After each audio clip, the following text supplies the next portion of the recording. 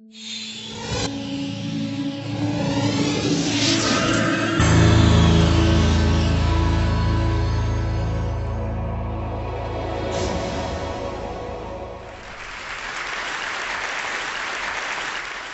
is a dream of mankind to fly like a bird. Birds are very agile. They fly not with rotating components, so they fly only by flapping their wings.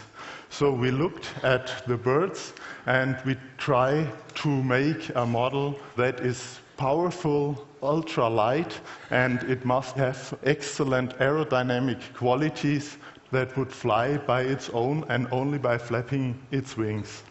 So what would be better to use the herring gull in its freedom, circling and swooping over the sea, and use this as a role model.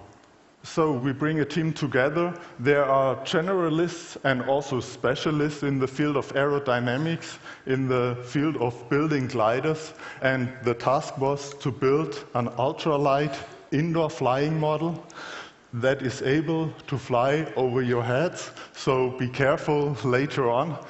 And this was one issue, to build it that lightweight that no one would be hurt if it fell down. So why do we all this? We are a company in the field of automation, and we'd like to do very lightweight structures because that's energy efficient, and we'd like to learn more about pneumatics and airflow phenomena. So I now like to take your seatbelts on and you put your hats off. So maybe we try it once to fly SmartBird. Thank you.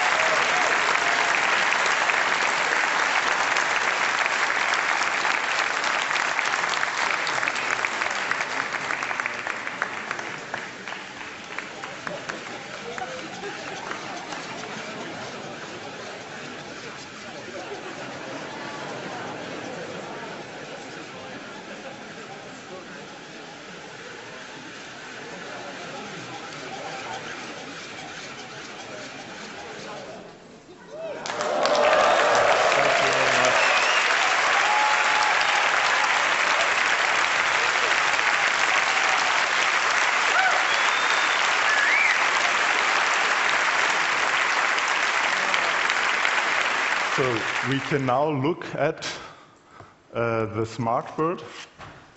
So here is one without a skin. We have a wingspan of about 2 meters. The length is 1 meter and 6, and the weight, it is only 450 grams. And it is all out of carbon fiber. In the middle we have a motor, and we also have a gear in it, and we use the gear to transfer the circulation of the motor.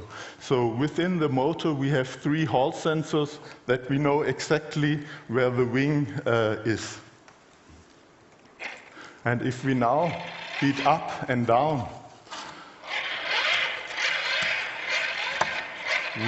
we have the possibility to fly like a bird. So if you go down, you have the large area of propulsion, and if you go up, the wings are not that large, and it is easier to get up. So the next thing we did, or the challenges we did, was to coordinate this movement. We have to turn it, go up and go down. We have a split wing. With the split wing, we get the lift at the upper wing, and we get the propulsion at the lower wing. Also, we see how we measure the aerodynamic efficiency. We had knowledge about the electromechanical efficiency, and then we can calculate the aerodynamic efficiency. So therefore, it rises up from passive torsion to active torsion from 30% up to 80%. Next thing we have to do, we have to control and regulate the whole structure. Only if you control and regulate it, you will get that aerodynamic deficiency. So the overall consumption of energy is about 25 watts at takeoff and 16 to 80 watts in flight. Thank you.